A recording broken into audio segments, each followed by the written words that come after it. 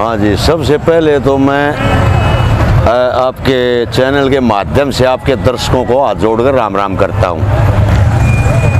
दूसरी बात, आज हमारे भारत के अंदर किसान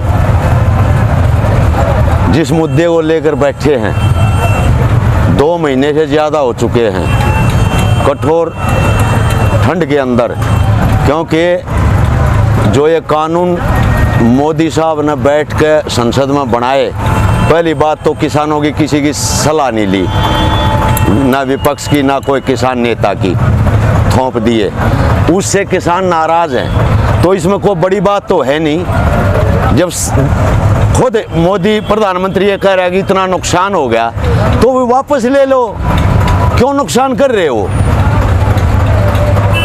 2 ही चीज़ें देश को आगे ले जाने वाली, सबसे पहले है सैनिक जो बॉर्डर पर रक्षा करता है, अपने देश को बचाता है, और दूसरा नंबर पर है किसान जो इस धरती का सीना फाड़ के अन्न पैदा करता है। उनमें 84 लाख जितनी भी जोनी है वो पेट भरती हैं अपना। एक बात, अब जय जवान और जय किसान ये नारा कोई बेवकूफ़ तो था नहीं जिसने भी लगाया है। अब जवानों को और किसानों को अगर आप संपन्न रखोगे तो देश तरक्की करेगा। अब दोनों चीज़ों को दबाया जा रहा है।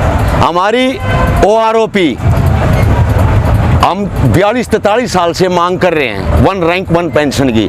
मोदी सरकार आई, इन्होंने 2013 में यहाँ रेवाड़ी में मीटिंग करी, लेकिन वो सारी OROP जबकि एक सैनिक सिपाही से लेकर सूबेदार रैंक तक बनती थी, सारी की सारी अफसरों को दे दी। नुकसान किसको हुआ? जो हम कर रहे थे। फायदा कौन उठा गए? अफसर। क्या मोदी सरकार को ये नहीं पता नहीं है किसके लागू थी? ऐसे ही किसान, एक पार्ले बिस्कुट की फैक्ट्री है, वो MRP लिखती 5 रुपये, उससे कम ना ज़्यादा बिकेगा, और हमारे किसान की फसल अब MSP कह रहे हैं, भाई दे दो किसानों को। ये प्राइवेट जितनी एजेंसियां हैं, अभी सरकार ने ले ली 2150 रुपये बाजरा, जो बच गया वो प्राइवेट एजेंसियां खरीद रही उसको 1200 रुपये में। क्यों भाई? किसान यही तो चाहता है भाई, अगर आप मंडियां ये सरकार लेगी तो उसके बाद प्राइवेट एजेंसियां भी तो ये उस भाव से ले। हमारे को नुकसान तो ये हो रहा है ना, तो ये पक्का कर दे हमारा, इसकी गारंटी दे दे। और हमें क्या चाहिए है? MSP चाहिए है। छोटी ही बात है, इतना बड़ा मुद्दा बना दिया है, बोलते हैं करोड़ों का नुकसान हो गया। नेताओं के ऊपर कोई आंच नहीं आएगी। आंच आएगी जो कमा के खा रहा है और सरकार को टैक्स दे रहा है, वही सरकार को चलाते हैं। ज़्यादा बात नहीं है इसमें। अभी जो ये जिस तरीके से बीजेपी इस आंदोलन को तोड़ने के लिए, जैसे गाजीपुर बॉर्डर में जो हमला करने का कोशिश किया, बीजेपी का विधायक गुंडे आए, सिंघू बॉर्डर पर भी आए, यहाँ पर भी सुना है कुछ हुआ है थोड़ा बहुत। ये सबसे क्या होगा, क्या है? बहुत अच्छी बात है ये, लेकिन आप बुद्धि दीजिए और समझदार भी हैं। पक्ष और विपक्ष, जो सत्ता में है, पक्ष में है, वो इस तरह के हथकंडे अपनाएगी, ये नेचुरली बात है। क्यों अपनाएगी? अगर भाई हमारे से तो फोर्स से आंदोलन नहीं हटेगा, लेकिन आपस में फूट करो, इस तरह की भ्रमना फैलाओ, किसान बदनाम हो जाए, वो काम ही न कर दिया। किसान तो एक सच्चा ईमानदार आदमी, भोला बड़ा आदमी, वो इतनी, और जो है राजनीतिक, किसान को कहाँ राजनीतिक आती है ये बताइए आप? उसने अपने काम से काम होता है, वो धरती का सीना पाटता रहता है, कमा के खाता है। ऐसा लग रहा है आपको क्या कि बीजेपी जो गुंडे आ रहे हैं, बीजेपी जो कह रही है उसके साथ किसान चले जाएंगे, ऐसा है क्या?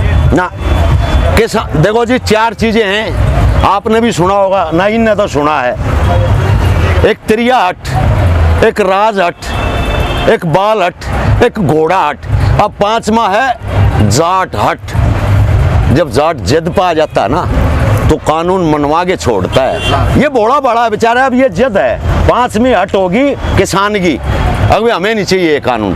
क्यों सरकार पीछे पड़ी हुई है भाई? छोड़ दो इसको, कौन सी बड़ी बात है? जब 70 साल कांग्रेस के टाइम में बढ़ा पड़ा, कांग्रेस ने नहीं लागू किया, ये क्यों अपना डिक्टेटरशिप दिखा रहे हैं? अभी ये बाकी प्रदेशों में ये माहौल फैला रहे हैं बीजेपी के लोग, बाकी लोग, कि किसान थोड़े दिन और बैठेंगे और भग जाएंगे।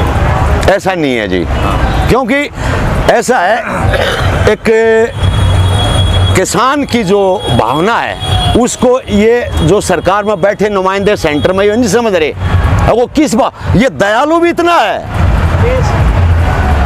बहुत ज्यादा, और ये कठोर भी इतना है, अब इससे ज्यादा कोई कठोर नहीं। अब आप समझते हो हमारे किसान के बेटे तो हैं सीमा पे, ये पूर्व सैनिक है, हम भी पूर्व सैनिक हैं, हम किसानी के तो बेटे हैं। देश को भी बचाना है, अपने माँ बाप को भी बचाना है, देश की सुरक्षा भी करनी है, तो क्यों भाई इन दोनों पर सेंध लगा दी, सैनिक पर भी किसान पर भी। क्या बचा है अब देश में?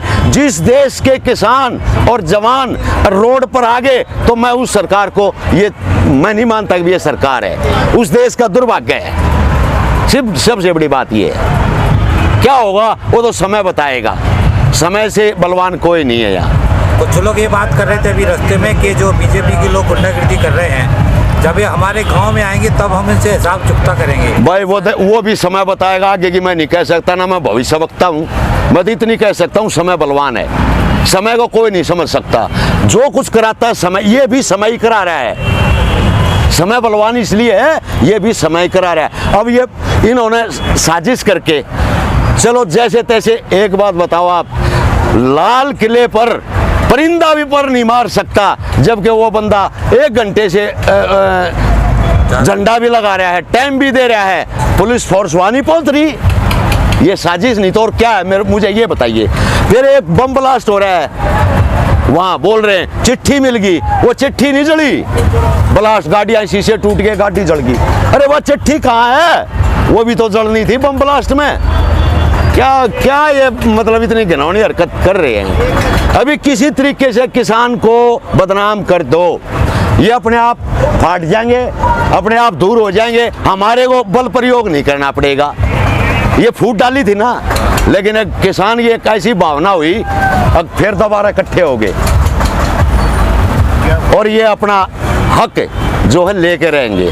मुझे नहीं लगता कि हट जाएंगे। कब तक बैठे रहेंगे? तरीज है, अरे बच्चे काम कर रहे, ये हम बैठे अदल बदल के काम करता रहेगा, बैठे रहेंगे। अब नहीं, आप कौन बता सकता है कब तक बैठे रहेंगे? भविष्य का किसी नहीं ज्ञान, कौन बता सकता है? ये कोई समय निश्चित नहीं है। ये आंदोलन जो है ये असीमित सीमा तक चलता रहेगा। अगर सरकार मानती हो तो ये तो बेचारे कल उठ जाएंगे, एमएसपी गारंटी दे दो, ये कानून वापस ले लो। हमने ये भी पता है कि हमने ही कर्ज देना है। ये जितना नुकसान हो रहा है, इस दुनिया में 3 कैटेगरी के लोग रहते हैं। सबसे पहली कैटेगरी ए आती है, उसमें एमएलए, एमपी, सांसद, वीआईपी, आईएएस, आईपीएस, सारे पैसे को ये घुमा रहे हैं। दूसरी कैटेगरी है बी, जिसमें ये कर खा रहे किसान आ जाते हैं, नौकरी पेशा आ जाता है। और तीसरी कैटेगरी है मुफ्तखोर, जो 2 रुपये किलो मिलता था वो भी मुफ्त दे दिया इस सरकार ने। तो फिर अब बचाए क्या? ये देखो किस पर भार पड़ रहा है ये सरकार पे। अरे 15-20 हज़ार रुपये फोन का वो आता है उनका, तो हम 600 रुपया गलाते हैं। जब फ्री है तो 600 रुपये क्यों ना लेते हुए। अब और सुनो, 4 अप्रैल 2020 को मोदी जी ने अपने केंद्रीय पार्लियामेंट में सब नेताओं का टीएडीए बढ़ा दिया और पूर्व सैनिक का और वर्तमान कर्मचारियों का डीए काट दिया।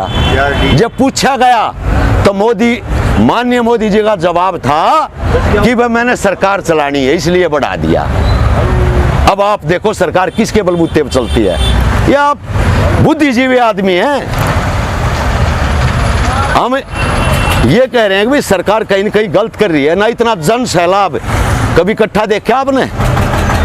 अभी ऐसा लग रहा है मेरे को तो पहले से भी ज्यादा लोग अभी आ रहे हैं। आगे आगे ये भावना बढ़ती जाएगी। देखते जाओ। अभी 10,000 आदमी सामने खाप से आए हैं। हम अभी गाड़ी आई है 600 गाड़ियाँ। पूर्व सैनिक के लिए सर्वदेश एक है। हम ना बीजेपी से हैं ना कांग्रेस से हैं, हम उसके हैं जो इस देश के हित में काम करता है, वही हमारा प्रधानमंत्री है। क्योंकि हमने रक्षा करी है देश की। पूर्व सैनिक हैं हम, ये बैठे ये पूर्व सैनिक हैं और फिर हम किसानों के बैठे हैं। क्या हम अपने बाप को मरवा सकते हैं क्या? ये देखो आप।